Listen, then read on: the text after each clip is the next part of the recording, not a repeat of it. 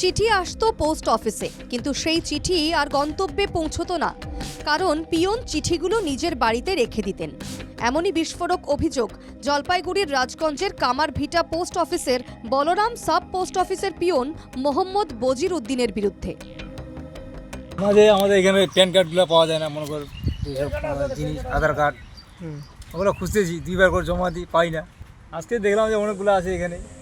অভিযোগ একদিন দুদিন নয়, দীর্ঘ 5 বছর ধরে এই কাণ্ড ঘটিয়ে আসছেন ওই পিয়ন। বাসিন্দাদের দাবি, তারা প্যান কার্ড, আধার কার্ডের মতো গুরুত্বপূর্ণ নথিও পোস্ট অফিস থেকে পেতেন না। আধার কার্ড আসছিল, আমার মেয়েটার রেশন কার্ড আসছিল, ঠিক আছে।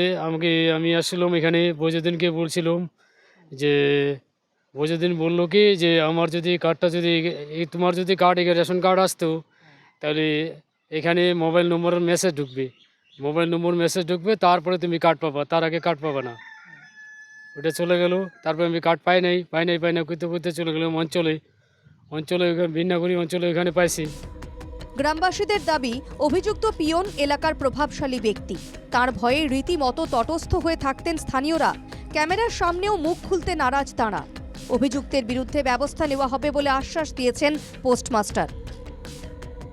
এটা আমারও খুব দুঃখিত, তার জন্য আমিও খুব দুঃখিত। আমারও খুব খারাপ লাগতেছে কি মানুষের এত গুরুত্বপূর্ণ ডকুমেন্ট, চিঠি, দরকারি জিনিসপত্র সব উনি বাড়িতে বস্তা বন্ধ করে রাখছিলেন। সে তো 100 বার, কিন্তু ওই হিসাবে কমপ্লেন হলে ওই হিসাবে ব্যবস্থা নেবে ডিপার্টমেন্ট। নিশ্চয়ই ডিপার্টমেন্ট কাউকে ছাইড়ে কথা বলে না। পাবলিকের ডিপার্টমেন্ট, এটা পাবলিকের জন্য থাকে, তো পাবলিকের সুবিধাই আগে দেখবে। নিশ্চয়ই এটাই দেখা উচিত।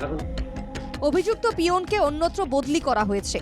বদলির পরেই ওই পিয়ন পোস্ট অফিসের সামনে চিঠির বস্তা ফেলে পালায় বলে অভিযোগ।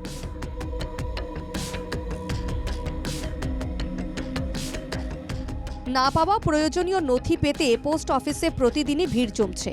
সেই সব নথি গ্রাহকদের হাতে তুলে দেওয়ার আপ্রাণ চেষ্টা করছেন পোস্টমাস্টার। জলপাইগুড়ি থেকে পরিতোষ রায়ের রিপোর্ট, NKTV বাংলা।